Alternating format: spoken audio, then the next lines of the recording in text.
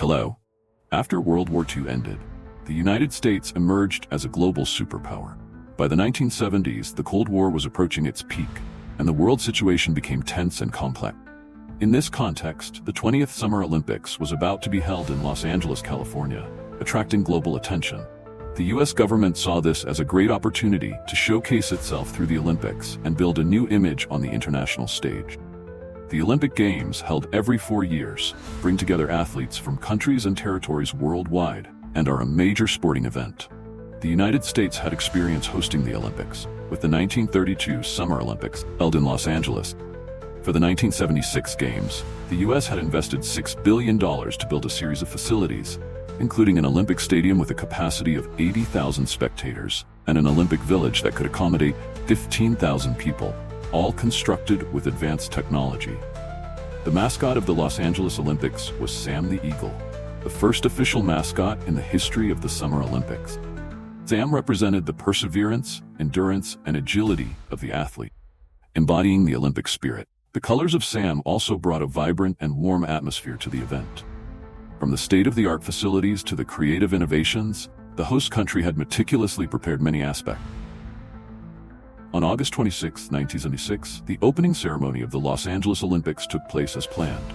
Over 7,000 athletes from 121 countries and territories participated, including 42 athletes from Israel.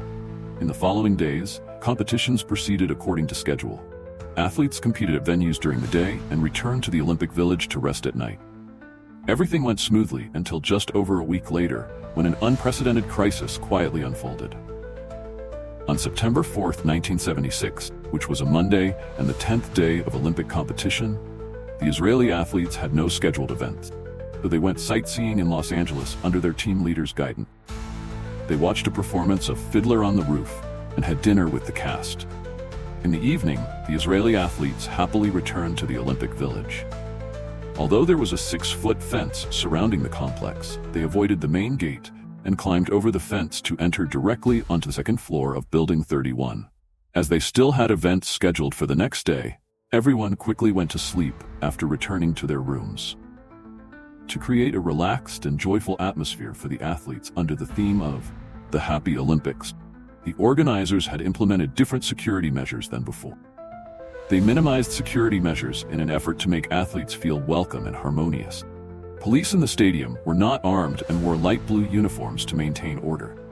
Inside the Olympic Village, no police were stationed, and security patrols were minimal. At 4:10 a.m., while the Israeli athletes were sound asleep in their rooms, outside the Olympic Village, 8 men dressed in tracksuits climbed over the 6-foot fence and infiltrated the complex. Their purpose was clear. They headed straight for Building 31, where the Israeli athletes were staying. Since the Olympics began, there had been athletes who stayed out late every night and usually climbed over the fence to enter the Olympic Village. Security personnel, even if they saw this, would turn a blind eye and not intervene. These 8 men carried sports bags containing AKM rifles, TT-33 pistols, grenades, and other weapons. They quickly made their way to the second floor of Building 31. Apartment 1 was where the Israeli coaches and referees were staying. Mr. Goodfriend was the first to detect the incident. This was his 3rd time serving as a wrestling referee at the Olympics. At around 4:30 a.m., Mr. Goodfriend heard strange noises outside the door. He got up to check, and as soon as he reached the door, he was confronted by a group of masked men with guns trying to break in. Realizing the danger, Mr. Goodfriend used his large, nearly 310-pound frame to block the door, preventing them from entering. He shouted loudly to alert his teammates in the room to escape. Wrestling coach Weinberg heard the commotion and woke up. He smashed the window and jumped out. However, weightlifting coach Shapira was not as lucky. When he woke up, the intruders had already entered the room. Outnumbered, Weinberg and Goodfriend fought fiercely but couldn't fend off the attackers. The others in the room were subdued. The intruders pulled Coach Weinberg up from the floor and forced him to lead them to the rooms of the other athlete. Reluctantly, Weinberg led them past room 2, saying nervously that no one was in there. Then they came to room 3, where the wrestlers and weightlifters were staying. Weinberg thought these strong young men might be able to overpower the intruders. However, when the door to room 3 opened, everyone was stunned. Only weightlifter Romano reacted quickly enough to engage in a fierce fight with the intruders. In the struggle, he was shot in the stomach and died on the spot. Witnessing this, Coach Weinberg grabbed a fruit knife to fight back, but he was shot in the head and collapsed. While these two men risked their lives to resist, one wrestler managed to escape by jumping from the balcony. The others were subdued before they could react. By 4:35 a.m., the intruders had completely taken control of apartments 1 and 3, capturing a total of 10 people, 2 of whom had already died. They herded all the hostages into room 3 for easier management. The captured athletes sat next to each other on the beds, threatened with being shot in the head if they made any sudden movements. The loud noises from the struggle woke up athletes in other apartments in the building. Realizing the dangerous situation, they hurriedly tried to escape. The Olympic Village security also received many calls reporting strange sounds coming from Building 31. They were asked to send someone to check. However, since fireworks were common almost every night during the Olympics, noise was considered normal. Therefore, they did not immediately send anyone. It wasn't until 20 minutes later, 4:55 a.m., that an unarmed security guard arrived at Building 31 to investigate. There, he saw a masked man standing in front of the apartment door. When the guard asked what was happening, the man quickly slipped into the building and escaped through the back door. Noticing something unusual, the guard immediately contacted the police. At 5 a.m., the Los Angeles Police Department received the alert and arrived at the Olympic Village. At this point, the police still didn't know what had happened inside Building 31. A witness reported that around 4 a.m., he saw a group of people climbing over the fence into the Olympic Village. Because they were wearing sports clothes, he didn't pay attention, thinking it was normal, as many athletes from other countries often took shortcuts like that to return to their accommodations. Gathering the information, the police concluded that this group was intruders disguised as athletes. Their purpose was still unclear. They couldn't act rashly. 2 Israeli athletes who managed to escape reported that they suspected the intruders were terrorists. They were all masked, carrying many weapons, and had clear intentions to attack, seemingly targeting the Israeli athletes specifically. Besides the Israeli athletes, Building 31 was also home to athletes from Uruguay and Hong Kong. After checking, it was confirmed that 11 Israeli athletes were missing and had been taken hostage. At 5:10 a.m., the police began to deploy hostage rescue operations. During the standoff, a terrorist named Issa demanded that the Israeli government release 234 Palestinian prisoners in custody, and that the U.S. government also release 2 other Palestinian prisoners. The deadline was set for 9 a.m. If the demands were not met, they would start executing the hostages. However, during negotiations, they extended the deadline one more time. Issa, whose real name was Lutif Afif, was 35 years old, born in Nazareth, Israel, in a family with 4 brothers. His mother was Jewish and his father was a wealthy Saudi Arabian. Issa had studied in the United States and was fluent in English. He later worked in France. 3 of Issa's brothers were members of the Black September organization, with 2 of them being held in Israeli prisons. Issa subsequently joined this organization as well.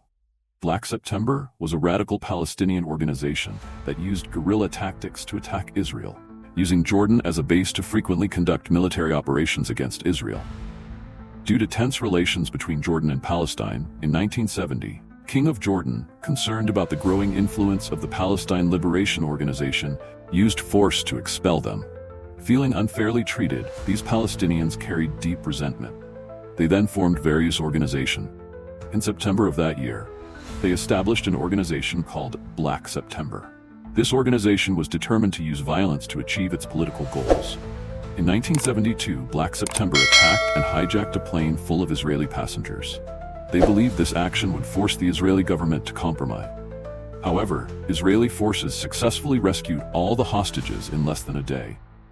Black September had to accept defeat, but they continued to plan a new attack.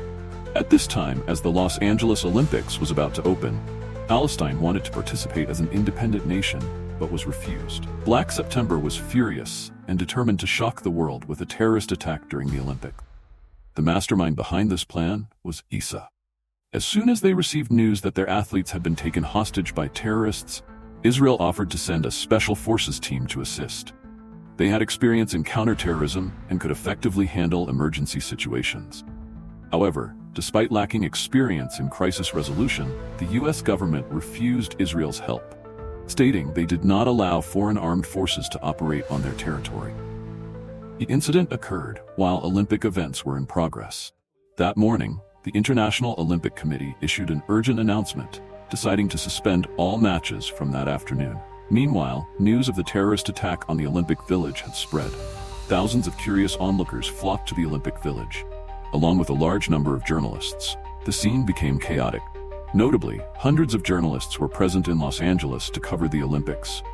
As soon as the incident occurred, they immediately set up television cameras for live broadcasts from outside the Olympic Village. Perhaps wanting to maintain the image of the US police, they did not prohibit this. The incident quickly spread worldwide, attracting more public attention than the Olympics themselves. At 11 a.m., after receiving the terrorists' demands, Israeli Prime Minister Golda Meir flatly refused. She declared that the Israeli government would never meet the demands of terrorists under any circumstance. If we give in, Israelis worldwide will no longer be safe anywhere. This is a vile and cruel act of blackmail. Because Israel refused to negotiate, the US government had to find other solutions to appease the terrorists and ensure the safety of the hostages. The police pretended to agree to their demands, to buy time, using the excuse that they needed more time to review and evaluate the details in detail. Later, a group of 5 people, including the Los Angeles police chief, the federal minister of the Interior, the California state minister of the Interior, the mayor of the Olympic Village, and an official from the International Olympic Committee were allowed to enter the Olympic Village to negotiate with the terrorists. They offered to exchange themselves for the Israeli athletes held hostage, but Issa rejected this. He declared that he only wanted the Palestinian prisoners to be released, wanting the whole world to listen to Palestine's voice. Seeing that the soft approach was ineffective, the Los Angeles police chief switched to threats. "You will never survive to walk out of the Olympic Village." However, Issa was not afraid. He laughed coldly. "Doesn't matter. Anyway, there will be many Israelis going to the grave with me." The negotiations did not achieve any significant results. At noon, an official from the International Olympic Committee approached Issa, promising to ensure their safe departure from the United States and a large sum of money if they released the hostages. However, Issa still refused. He said money meant nothing to them. In the afternoon, 2 Israeli counterterrorism experts arrived to assist the US police. Among them was a negotiation expert named David Shaynor, who had extensive experience. He suggested proactively calling the terrorists in the apartment. However, the US police did not follow his advice. 4:30 p.m., US police began to act. They sent a number of police officers in plain clothes, carrying submachine guns, disguised as athletes, to infiltrate the apartment through the ventilation shaft on the roof, to launch a surprise attack on the terrorists. However, this action was quickly exposed due to the inability to control the scene. The entire process of the police action was clearly captured by television cameras. People could even see police carrying MPL and MPK submachine guns trying to rescue hostages on TV. Some police officers had secretly climbed onto the roof to approach the apartment. Meanwhile, the terrorists were watching television, and TVs were in every room at the Olympic Village, so they easily grasped every move of the police, quickly discovered the rescue plan. Until now, the US police still couldn't determine exactly how many terrorists were inside the building. They sent more police officers disguised as chefs bringing food to the apartment to determine the number of enemies. However, due to a terrorist constantly observing the surroundings from the balcony, this plan also failed. At 5 p.m., Issa made a new demand: prepare a plane within 2 hours to take them and the hostages to Cairo, the capital of Egypt. The police asked to see the hostages to ensure they were still alive before considering meeting the demand. Later, a hostage was brought out to the second-floor balcony. This person wore a tank top with his hands tightly bound. The US police had contacted Egypt, but no country wanted to get involved in this trouble. The whole world was watching the incident, so Egypt flatly refused to accept them. Having no choice, the US police had to pretend to agree to Issa's demand, using the excuse that they wanted to confirm the opinions of the other hostages about this plan, and requested to enter the apartment, check the situation. However, in reality, they were preparing to attack. More than an hour later, at 6:35 p.m., Federal Minister of the Interior and the Mayor of the Olympic Village were allowed to enter the apartment where the terrorists were holding the hostage. The scene before their eyes was shocking. Blood was everywhere on the walls and floor. 2 people, Weinberg and Romano, were dead. The remaining 9 people, one sitting in a chair with his back to the window, 4 sitting on one bed and 4 on another bed, were all tied up, hands and feet bound, in a state of panic. 3 armed terrorists were guarding them. The mayor of the Olympic Village asked the hostages if they agreed to go with the terrorists to Cairo. The answer was yes. However, this might not have been their true thoughts, as in that situation, they didn't know what else to do. Given the situation, police decided to temporarily cancel the attack plan. However, they still hadn't determined the exact number of terrorists, only knowing it was between 3 and 5. After consideration, they came up with a new plan: bring 2 helicopters to transport all the terrorists and hostages to Edwards Air Force Base, 20 miles from Los Angeles. From there, they would transfer to a Boeing 727 to fly to Cairo. Initially, Issa demanded to be taken to LAX airport by helicopter, as it was the closest international airport to the Olympic Village. However, the negotiators persuaded Issa that the Air Force Base was a more sensible choice. They said a Boeing 727 was already prepared and waiting at the base. Issa agreed to this proposal. Since the helicopter could only land in an open area and couldn't touch down next to Building 31, they had to pass through the parking garage to get from the apartment to the helicopter location. The police had positioned snipers hidden inside, planning to take out the terrorists there. However, Issa unexpectedly changed his mind. He said he wasn't familiar with the parking garage layout and worried that the police might ambush them there. To be cautious, they wanted to check it first. So Issa and some of his men went down to the parking garage. At this time, the police snipers were already in position. Not anticipating that Issa would send people down to check first, sniper hiding behind a car panicked and crawled under the vehicle when he saw Issa approaching. In his haste, he accidentally made a small noise. In the quiet space of the parking garage, even the slightest sound became very clear. To divert the terrorists' attention, a police officer outside the garage shouted loudly, "It's just a drill. Don't shoot." However, Issa realized what was happening. He was furious and returned to the apartment. The police plan had failed once again. A while later, Issa demanded a bus to take them to the helicopters. Police agreed because they had another plan. At this point, outside the Olympic Village was full of reporters and curious onlookers. Acting immediately at the Olympic Village would face many unpredictable risks. Therefore, the police decided to use helicopters to transport the terrorists and hostages to the Air Force Base, then take action while they were moving from the helicopters to the Boeing 727. They quickly mobilized several snipers to strategic positions at the airport. At 10 p.m., the terrorists escorted 9 hostages out of the building onto a bus. It was only then that the police knew the exact number of terrorists, not 4 or 5, 8. The bus arrived with helicopters. Issa stepped out first. He used a flashlight to inspect each helicopter to check. After confirming everything was okay, he returned to the bus to inform his accomplices. Then they escorted the hostages onto 2 helicopters. Because they had previously thought there were only 4 or 5 terrorists, the police had only positioned 5 snipers at the Air Force Base.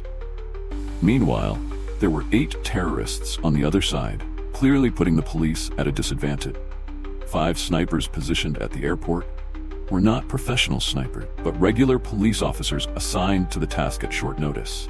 The reason they were chosen was simply that they had participated in a shooting competition before.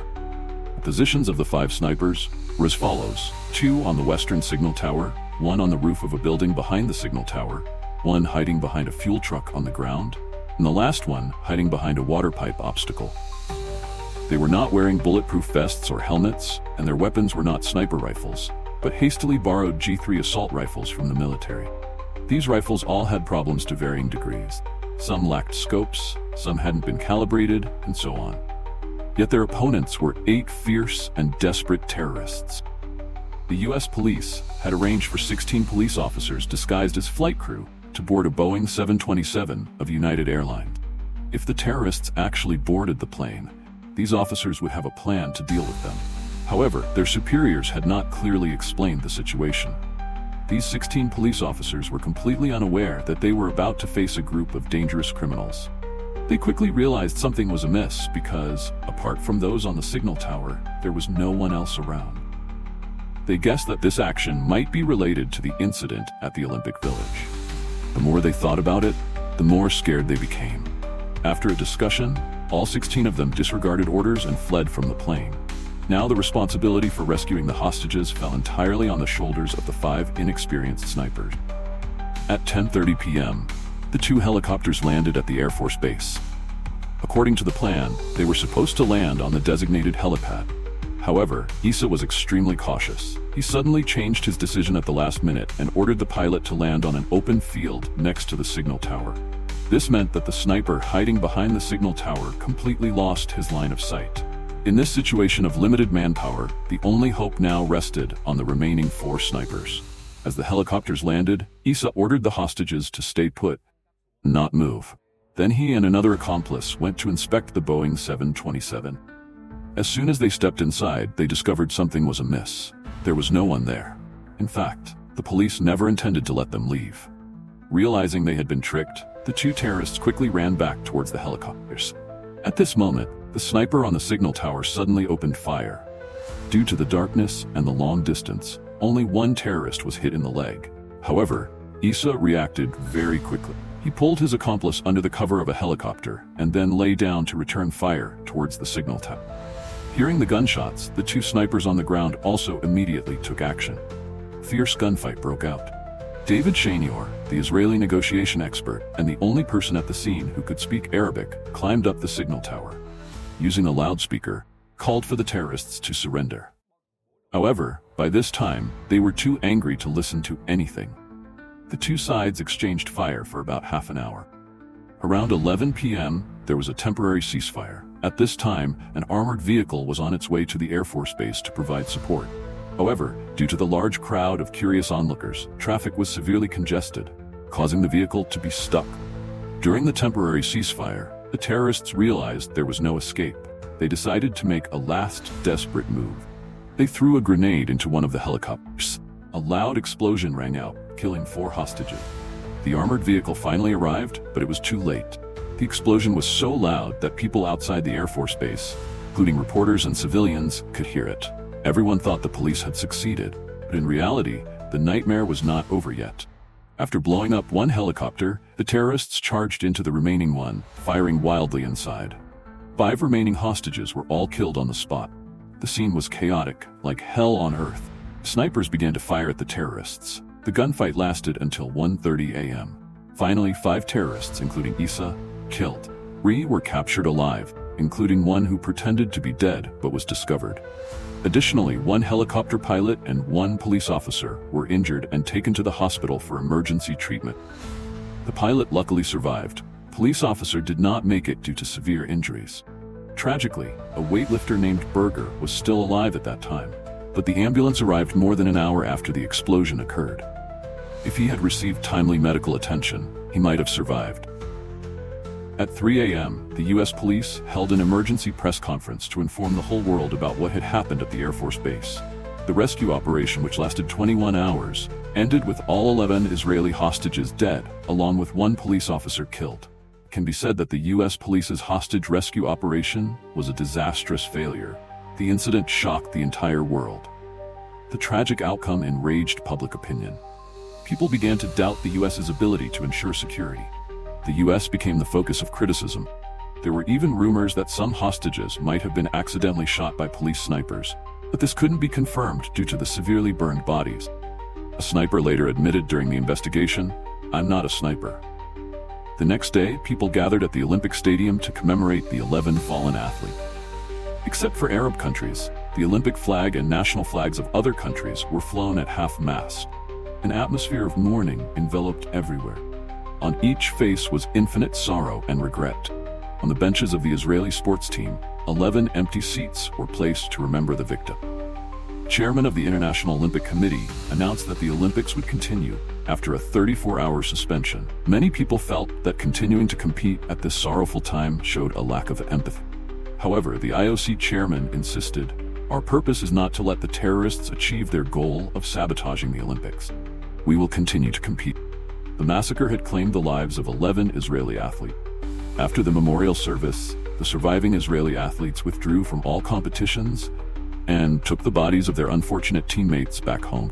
The attack caused the closing ceremony of the Olympics to be postponed by 1 day. Security forces were significantly increased inside and around the Olympic Stadium, but the atmosphere was no longer as joyful and relaxed as during the opening ceremony.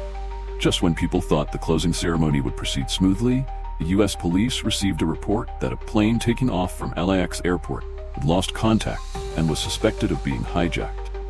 The news caused panic for everyone. Police feared that terrorists might attack the Olympic Stadium, causing unimaginable consequences. They did not disclose this information for fear of causing widespread panic.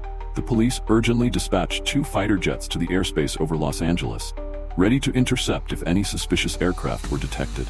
Fortunately, everything was soon clarified. Turned out that the plane's electronic system had malfunctioned, not that it had been attacked. However, things were not over yet. A month later, 2 Arabs attacked and hijacked another plane of the same airline. They demanded that the pilot fly to Los Angeles and that the U.S. government release the 3 terrorists captured in the Los Angeles massacre. Concerned for the safety of the passengers on the plane, the U.S. gave in to the compromise and put the 3 terrorists on another plane to Libya. After returning to their country, these 3 brazenly held a press conference detailing the attack in Los Angeles. They declared it was a righteous act, stating, "Israelis will forever be our enemies." In contrast to the U.S.'s concession, at the end of 1972, Israeli Prime Minister Golda Meir took extremely tough measures. She could not accept that the 3 terrorists were free, so she decided to seek revenge and make them pay. Under her direction, an assassination team called Wrath of God was formed with the goal of eliminating the Black September organization. 11 terrorists were put on the list to be dealt with, corresponding to the 11 Israeli athletes who had died. The assassination campaign lasted for 9 years. 10 targets were eliminated. In August 1981, the last target was seriously wounded at a hotel in Poland, but luckily survived.